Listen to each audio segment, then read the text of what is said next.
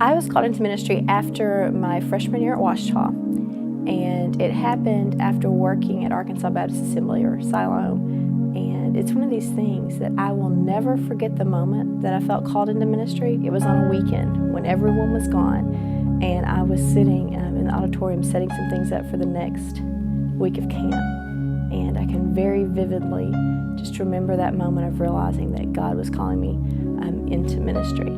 I struggled with talking to someone about my call to ministry because I didn't know what it was a call to. I felt like I had to be able to define it and say, this is what I'm going to do with the rest of my life. And I couldn't do that, but He's called me to follow Him and follow Him through my profession and through what I do. I was very blessed to have a mentor when I started off in ministry. My very first job at a church was serving as a children's intern. The person who let me know about the position being open is someone who had served in it for the 2 previous years. And she was serving at another church in town, and we would get together every Sunday night after church was over. Whoever would get out first would get to the restaurant and get a table, and we would sit and just talk every Sunday night. I feel like there's so many people out there that know so much and have learned so much and have wisdom and experiences that I've never had.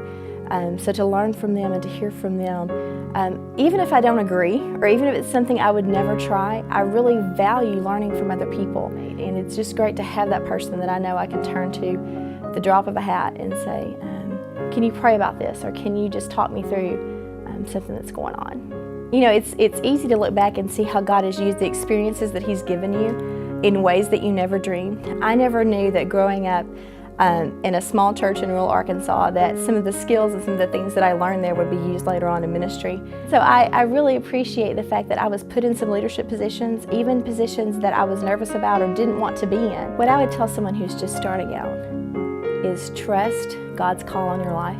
Trust your relationship with Him. It's okay if people question you. God has a plan for those, and He's been preparing you for that, even in ways that you can't imagine.